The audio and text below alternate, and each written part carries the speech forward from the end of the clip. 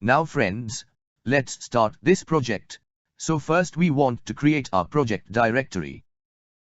So here, we have create directory for this project and open under Visual Studio.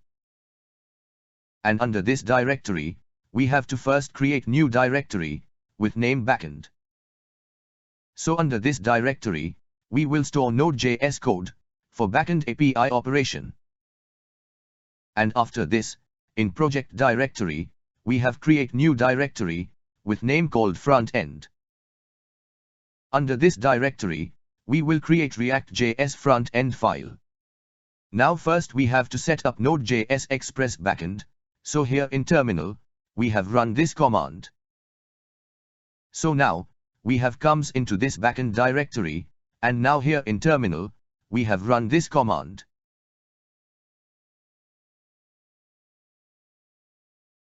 So this command will initialize Node.js server. After this, we have run this command, so it will install dependencies under this backend. It will install Express framework with MySQL 2 for MySQL driver, .env for environment variable, course for frontend access, and body-parser for request parsing. So here, we can see that, in Node modules directories, all required dependencies has been downloaded, and here we can see that, package.json file has been created. And under this file, we can see that, which library has been used, under this project. After this, under this backend directory, we have create one routes directory. Under this directory, we will store Node API file, for backend MySQL database operation.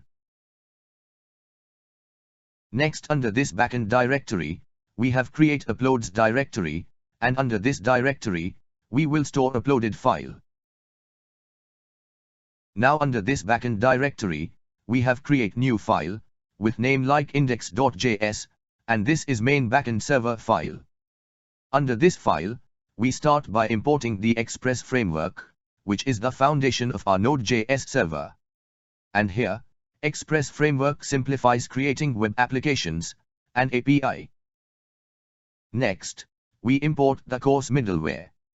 This will enable cross-region resource sharing, allowing our React frontend to communicate with this backend server. After this, we also import body-parser, which is middleware that helps to parse incoming request bodies. This is essential for handling JSON data sent from our frontend.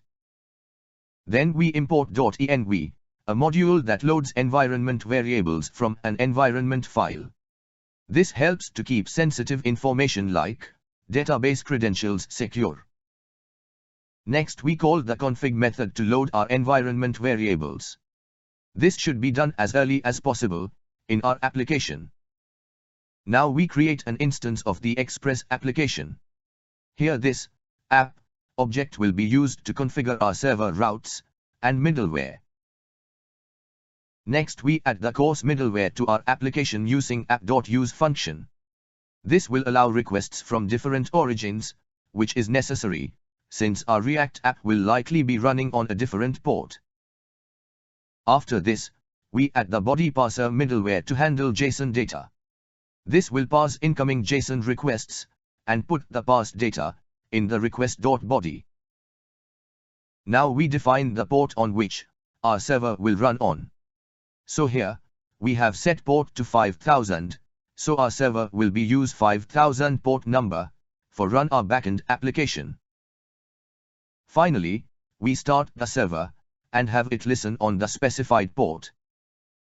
Here we provide a callback function that will log a message to the console once the server is running. So here, our Node.js Express backend is ready.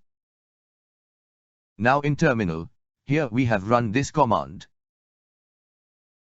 So here, we can see that our backend Node.js server has been started on the port 5000. Now we want to set up front-end React.js environment, so here, we have open terminal. And after this, we have goes into front-end directory, by run this command. So here, we want to download React framework, so here, we have run this command. So here in this command, npx is a tool that comes with npm, and it will download and runs create React apps without installing it globally. This download process may take some minutes for downloads the dependencies. After this, we have run this command, which will download dependencies for send API request.